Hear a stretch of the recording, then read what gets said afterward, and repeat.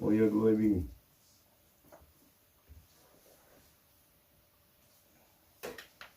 Allah, der Herr, hat uns erschaffen, damit er mit uns ist und damit wir mit ihm sind. Und er sagt, ohne Zweifel, ich bin euch näher als euer Halsschlagader. Näher zu sein als Halsschlagader bedeutet, ich bin dein Leben und du bist nichts ohne mich.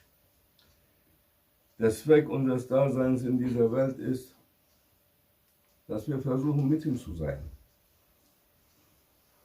Dass wir lernen, mit ihm zu sein.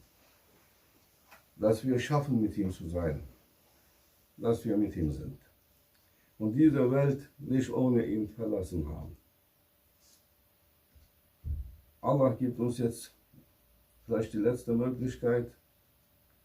Die ganze Welt ist in Rückzug gezwungen, um sich Gedanken zu machen, wie versuche ich mit Allah zu sein, wie lerne ich mit Allah zu sein, wie schaffe ich mit Allah zu sein, wie bin ich mit Allah und verlasse ich diese Welt mit Allah oder ohne Allah. Das Spiel ist aus. Game Over, sagen die Amerikaner, und auch ihr Game ist Over. Und jetzt ist ernst geworden. Von dem, was man alles so geliebt und begehrt hat, lernt man sich zu trennen, ob man will oder nicht.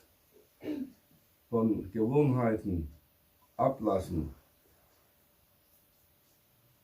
Und wenn wir uns anschauen, was ist das alles hier, Begehren und Gewohnheiten, alles, was nicht mit Allah ist und Allah gefällt, muss man ablassen. Allah nimmt dem Menschen jetzt die Toilettenpapier weg. Was du? Du musst ein Po waschen. Ja, das gefällt Allah. Toilettenpapier nicht. Und du musst Hand und Fuß und Mund waschen und vielleicht sogar Schleier tragen, was man gegen Allah verboten hat und jetzt vielleicht selber tun muss. Schleier vor dem Gesicht. Wir suchen nach der Maske, brauchst du nicht, sage ich. Die Schleier der muslimischen Damen, das wird uns allen helfen. Bester Schutz. Plötzlich ist es nicht mehr verboten. Es geht um das Leben, um zu überleben. Alles, was islamisch ist, ist jetzt Mode, ob sie wollen oder nicht. Das ist eine Gunst und Barmherzigkeit des Herrn für alle Menschen. Er macht keine Unterschiede zwischen den Menschen, weil er hat sie alle erschaffen, den Buddhisten, Judisten und Atheisten, Christen und alle anderen. Und jetzt gibt er jedem eine Chance und Möglichkeit, sich Gedanken zu machen über Islam. Weil die Richtung, wohin die Menschheit jetzt geführt wird, ist Richtung Islam. Das ist alles islamische Tradition und Lebensweise. Wenn man sich etwas Gedanken macht, kommt man schon darauf. Für die Muslime, die schon praktizierende Muslime sind, ist es das Alltag oder der Alltag. Es gibt keine Veränderung im Leben, also in der Lebensweise. Für den Rest der Welt aber schon.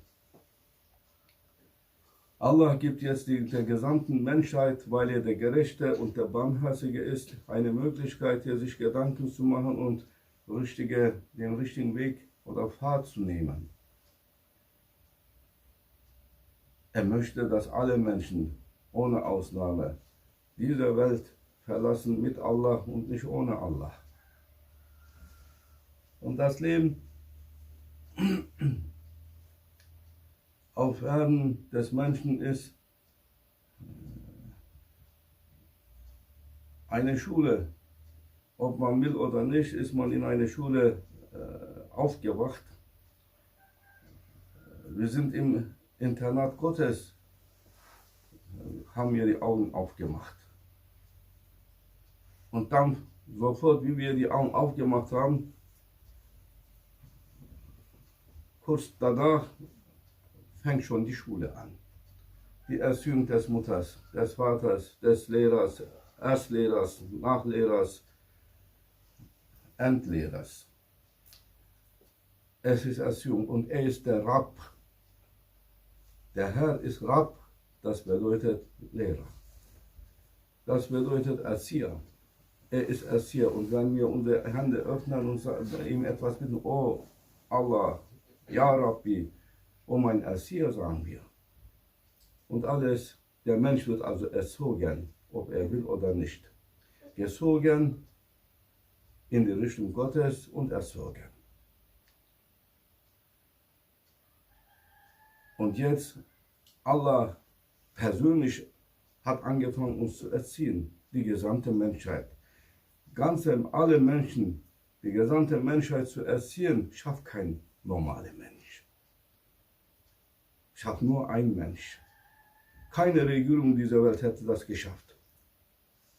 Das eigene Volk hier so zu bändigen, ohne dass sie Anarchie machen.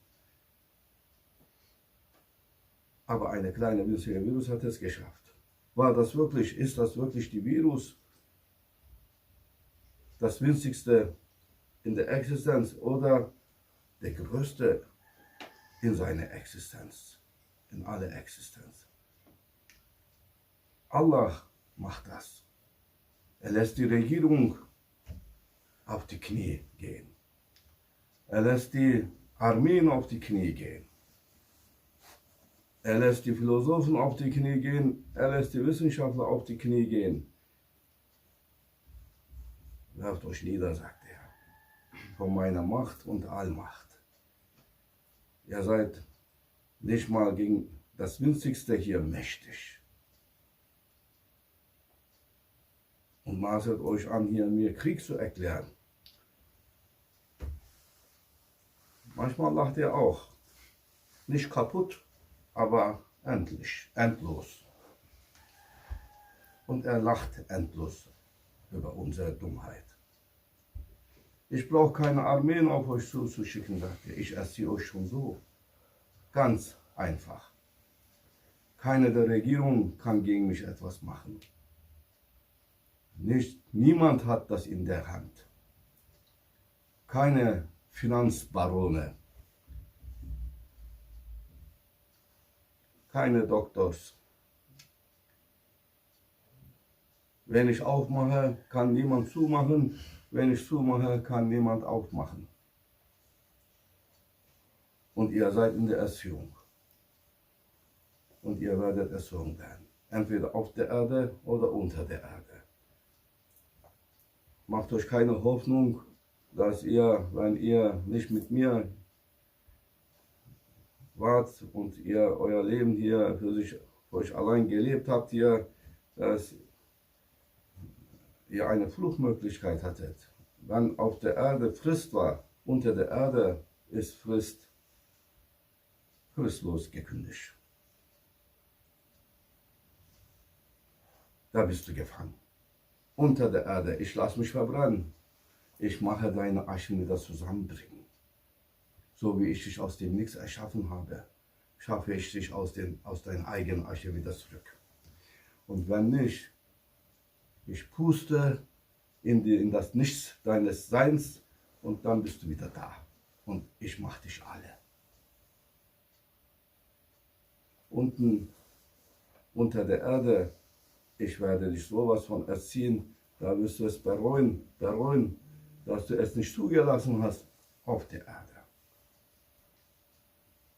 Mögen wir verstanden haben und die Hand Gottes und seine Erzieher zulassen, dass sie uns erziehen, weil wir müssen lernen, wenn wir auch mit Allah sein wollen, dann müssen wir erstmal lernen, wie wir mit ihm zu sein haben.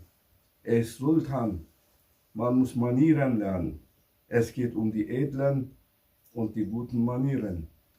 Wer will an seinem Tisch teilnehmen, da muss er schon etwas können. Können nicht mit seinen Fähigkeiten. Ich bin der beste Doktor, beste Ingenieur, beste Präsident, König und der schönste Miss Universum, Mr. Universum. Weg alles, das ist Müll. Wer mit besten Manieren ist, kommt an den Tisch Gottes. Nicht mit den besten Fähigkeiten, mit besten Manieren. Und das ist die Erziehung auf Erden des Menschen. Gute Manieren zu erlangen. Nur wer gute Manieren hat, darf und kann mit Allah sein auf ewig und endlos. Mögen wir auch von dieser Situation der Welt was begriffen haben. Alles Spiel und Spielerei und Spinnerei des Egos hier ist nutzlos. Wir sind gefangen, gefesselt. Der eine kann nicht zu seiner Frau, die Frau kann nicht zu seinem Mann, zu ihrem Mann, Mutter nicht zu Kinder, Kinder nicht zu Mutter. Man ist gezwungen, getrennt zu sein für eine gewisse Zeit und man kann dagegen nichts tun. Man will zum Suff, kann man nicht. Puff kann man nicht. Man ist gefesselt. Aha, es geht also doch mit dem Ego. Wenn man das Ego fesselt, dann muss man das nicht gemacht haben. Dann solltest du das freiwillig entscheiden. Dass du es freiwillig für Allah tust, damit es einen Segen hat. Dass du dein Ego bändigst für Allah, freiwillig. Das hat einen Segen und das gibt dir eine Ehre. Das hier, was auf der Welt passiert, wegen diesem Virus, die Leute sind hier gezwungen, in den Häusern zu bleiben oder geringfügig hier rauszugehen. Und man darf nicht mehr alles machen, was man so gerne hätte gemacht. Das hat keinen Segen. Das ist der Degen Gottes. Der Schlag Gottes. Willst du immer noch nicht auf mich hören? Hier hast du es. Willst du immer noch nicht auf mich hören? Hier hast du es. Das ist kein Segen. Du bist gezwungen, nämlich dein Ego zu bändigen. Aber wer freiwillig sich entschieden hat, das Ego zu bändigen für Allah, damit er mit Allah sein kann, mit Allah leben kann, mit Allah diese Welt auch verlassen kann. Das hat einen Segen und eine Ehre. Mögen wir diese Segen und Ehre bekommen und keinen Segen. Amen.